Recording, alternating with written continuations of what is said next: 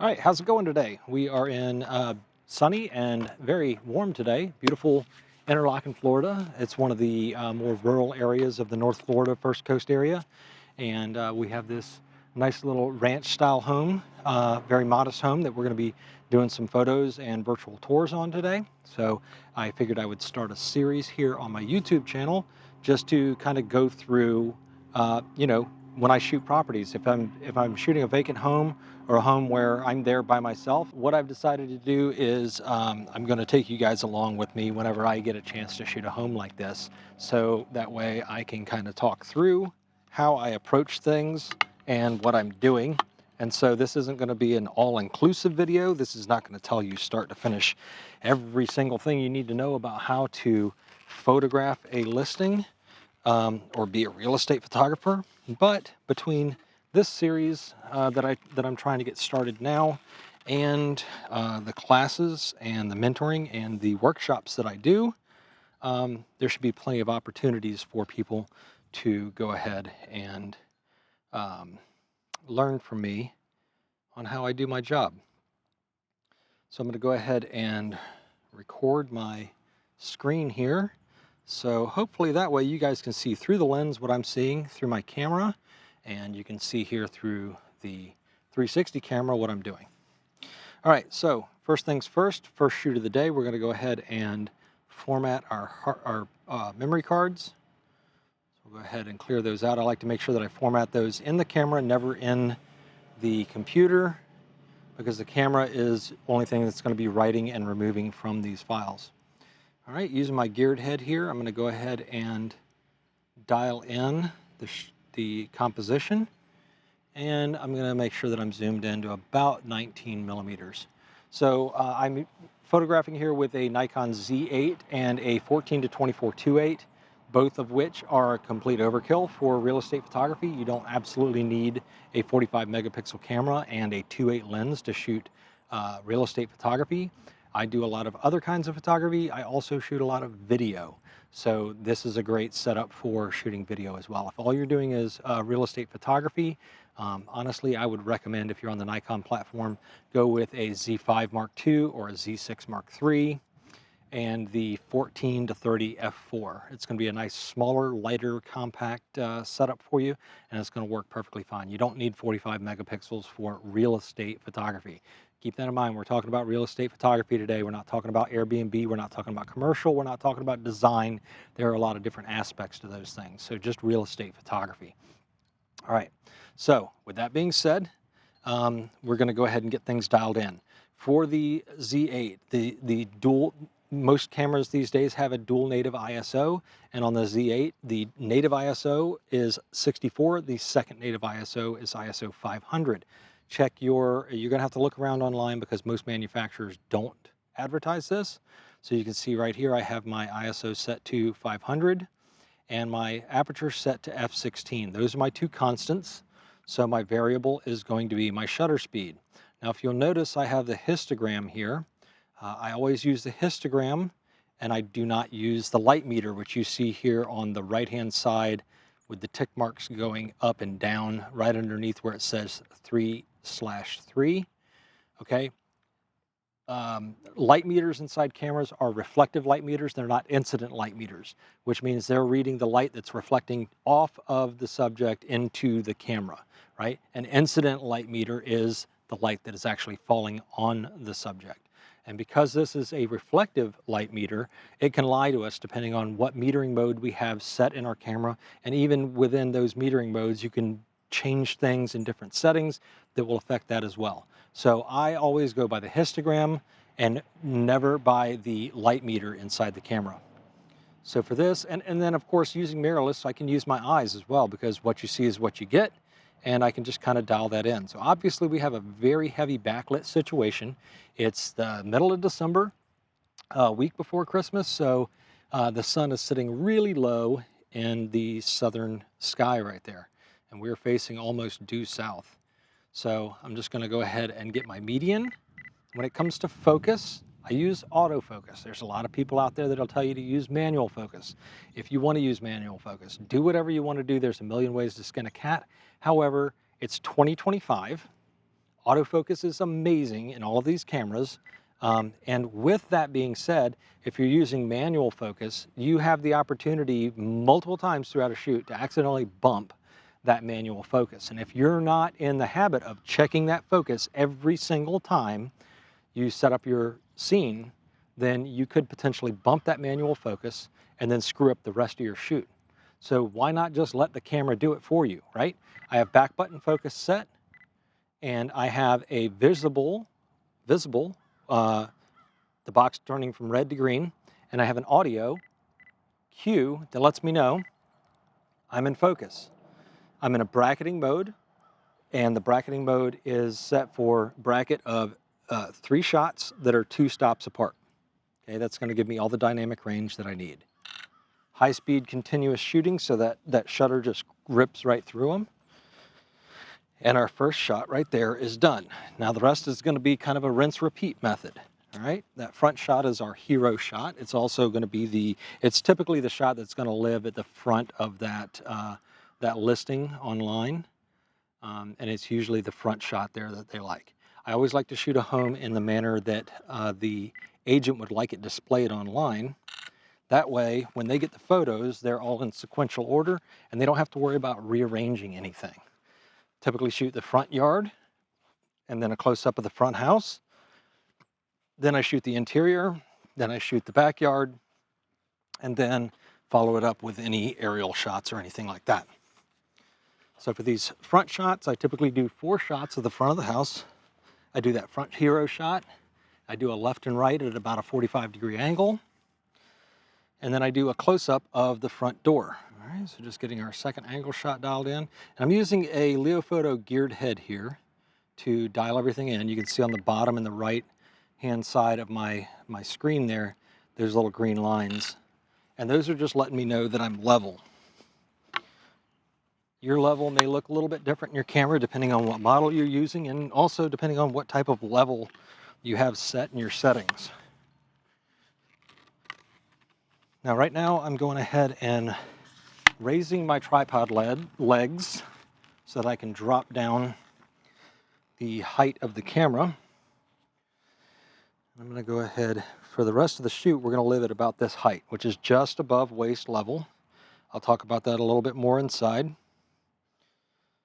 And we'll go ahead and level everything off, get our focus, rip our shots off. There we go. And let's head on inside.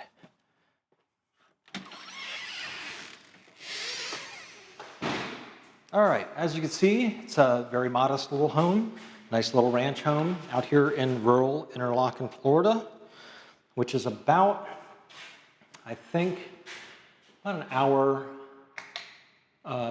south of Jacksonville, Florida, southwest of Jacksonville, Florida.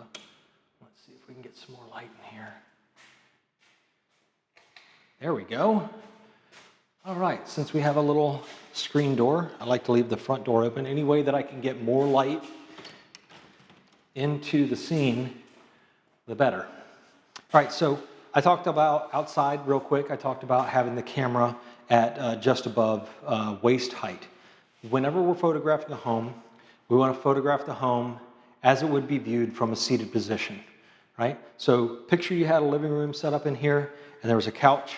If you were to be seated on that couch, your head would be about right here.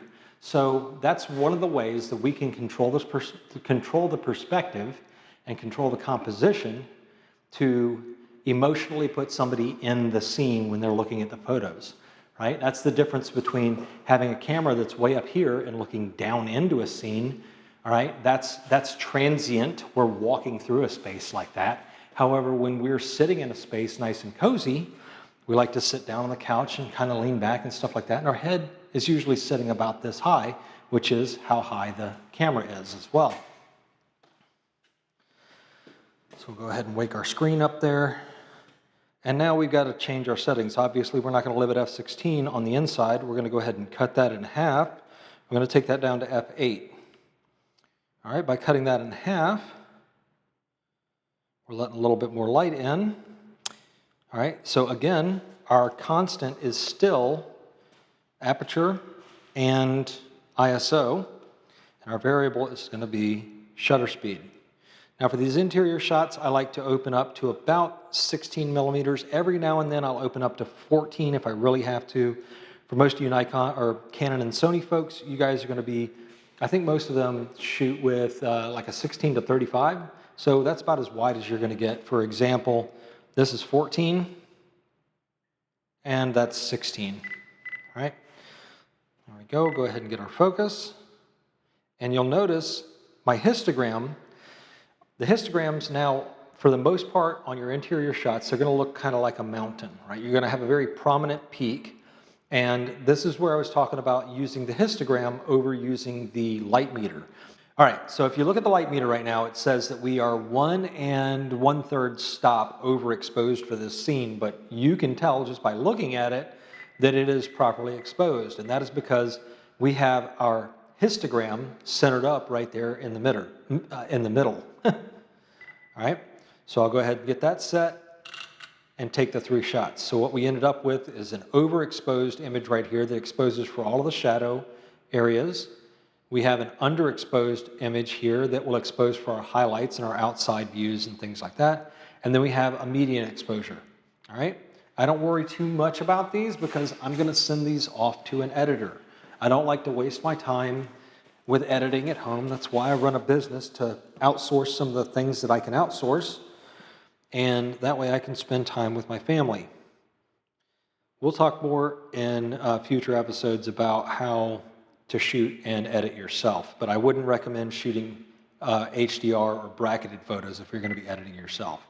We'll save that for another day, and we're going to talk about flash and ambient shooting. All right, so again, we've got our histogram, okay, by our shutter speed right here. We're just going to center it up, get our focus, and take our 3 shots. All right. Since this is a bit of a larger room, I'm going to take it from a couple different angles here, and it's vacant, so the listing agent may want to go back one day and do some virtual staging on this. So I like to get single point perspective as whenever I can. One important thing to note here when you're doing single point perspective, use your scene to help you compose, right? Look at your top line up here where your ceiling meets your wall, and look at that horizontal line right there. And then look at all the horizontal lines down here on the floor. You want to try and line those up as best as you can in camera. And then also make sure that you're level, which we are. And I'll go ahead and get my focus, take those 3 shots, and then I'm going to come back over here and shoot back in this direction to get the same type of composition. This also just helps to show the room from multiple different angles. All right, make sure that we're level. Good. Good.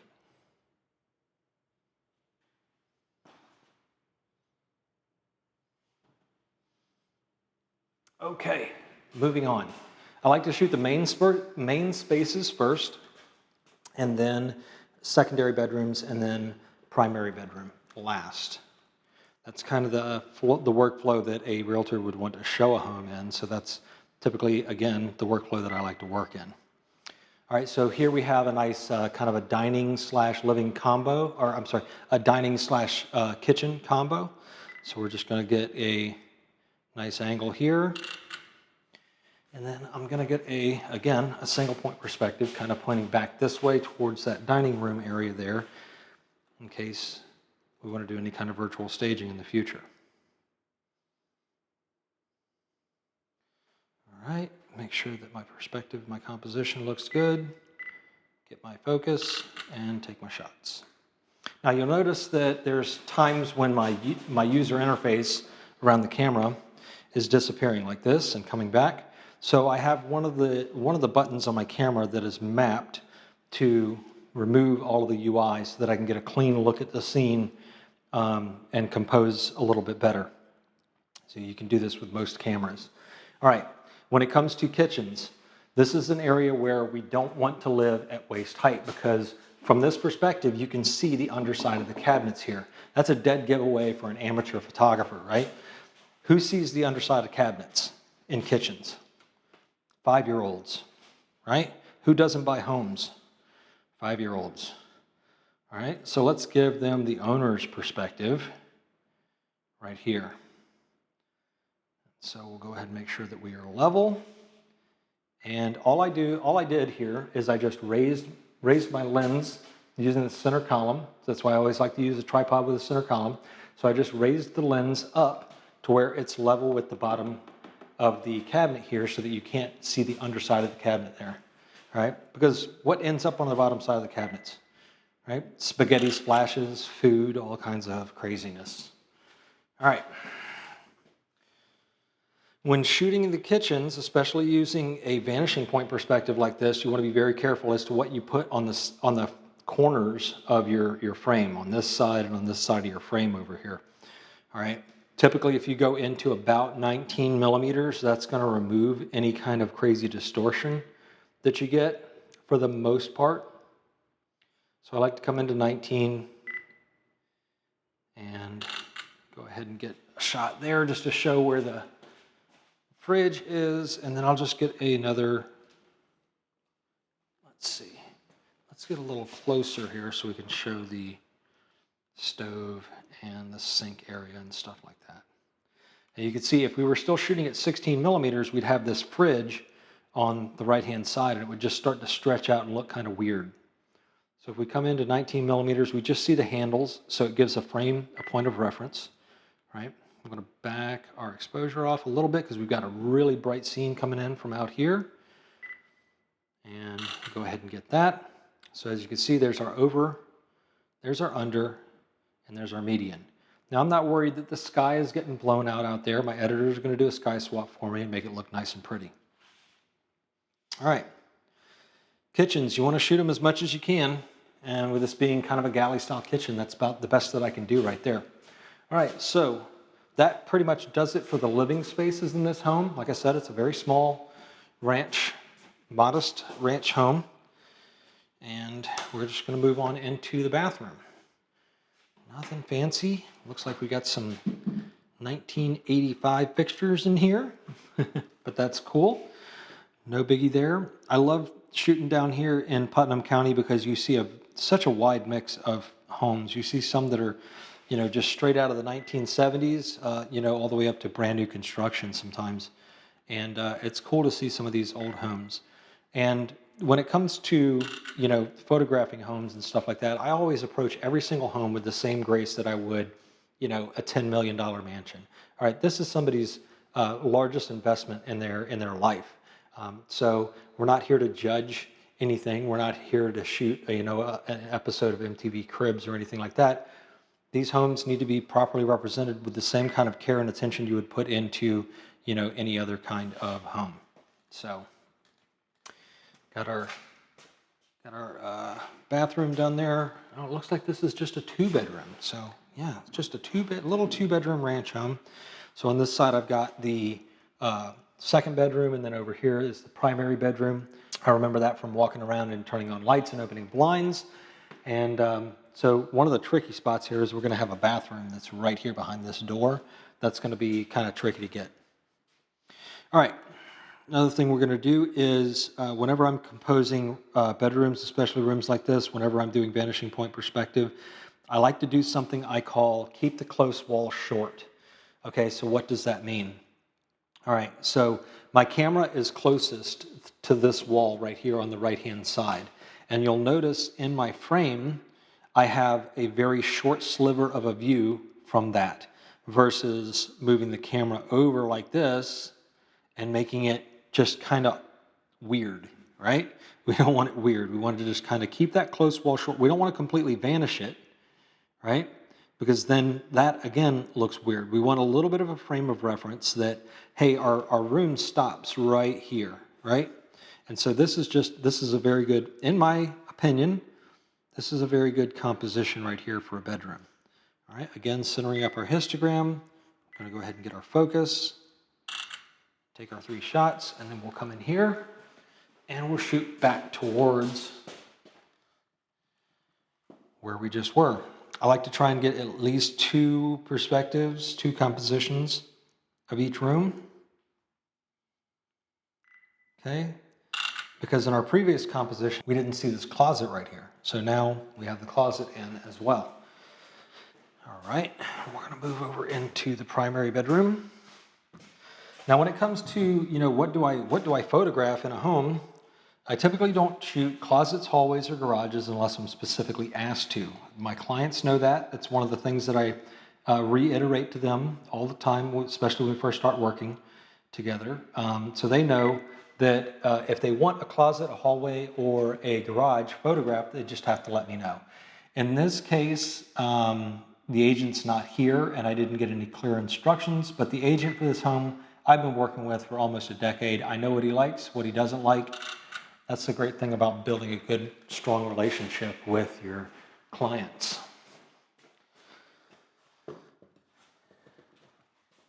So when it comes to the garage, I think when I was turning on the lights, I saw kind of a bit of junk in there. So I'm going to forego photographing that because it's not going to show very well. All right, so now, actually for that shot, I should have opened this door to really show where that bathroom is. So I'm going to go back. Let's go back and take that shot again. All right, let's see here. Let's get rid of this one.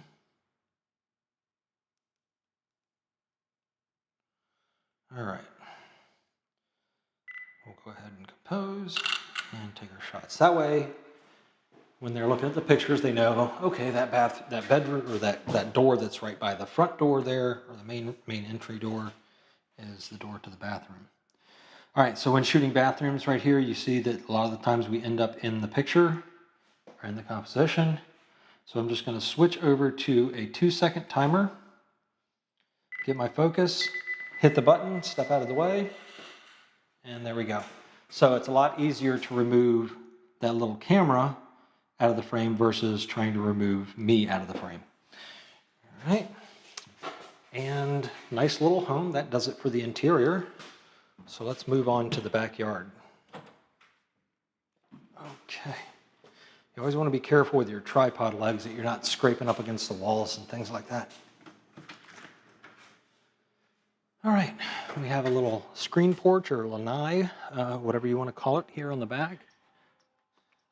So we'll go ahead and get dialed in for that. And you'll notice on some of these shots, I'm moving the camera pretty quick side to side. That's because one of the great things about a good geared head is with this geared head there is a release for all 3 axes on it, so I can release the tension on that and I can swing the camera around very quickly. And then once I get it locked in, I can dial it in very easily with the micro adjustment controls. All right, so back outside, we got plenty of light out here, so we don't have to worry about being at f8 anymore. We can come back up to f16, and we'll go ahead and center up that histogram, get our focus. Probably didn't need it in the 2-second mode there. I'll go ahead and take that out. All right, and then we will shoot back this way. Now you notice there's some construction leftovers over there where they probably did the flooring and stuff like that. Looks like they were going to do a flip on this place and they just kind of pulled out. No worries. We can easily remove those items in Photoshop these days. We have a lot of really good AI tools that will help us remove those things. All right. Now we have a couple of outbuildings over here. I do always like to make sure that I get a good shot of the outbuildings, because that does add some value. We'll come up to about 19 millimeters, make sure that we're nice and level. Pull our shutter speed down, focus and go. All right, we'll get a couple shots from around the backyard looking back towards the home. And for this, I want to open up to about 16 millimeters so you can really see the backyard. So I don't know, I just noticed on my external recorder there that it looks like sometimes it's shutting off. So I may have missed some things here. I hope not. But this is a learning process for me as well. All right, looks like we have another outbuilding over here. So we'll go ahead and get a picture of that. I typically don't get pictures inside the outbuildings. This one has the door open, so I'll just go ahead and compose, come back into 19 millimeters, and shoot. And then we'll come back over here in the corner, come back out to 16 millimeters, because that'll really help show how big this backyard is. It is a nice, good-sized backyard. That's one of the reasons people like to move to rural areas, is to have a little bit more space.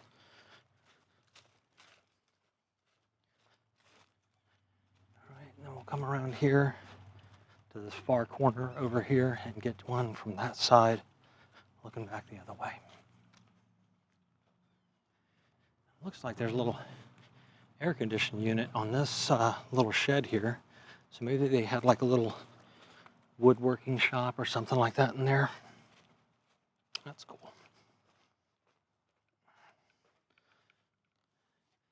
All right, and then try and show that backyard there.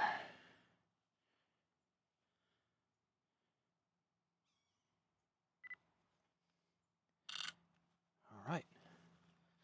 Okay, so that does it for the photos.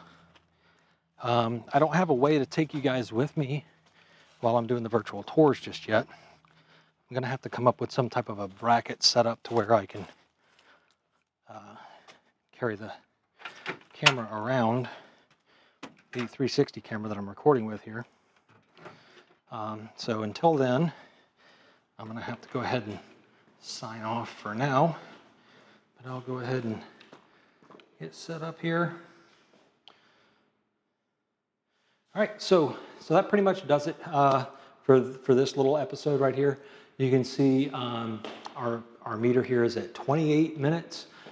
Typically, to shoot a home like this, where it was just photos, I would have been in and out of here in maybe 15 minutes tops.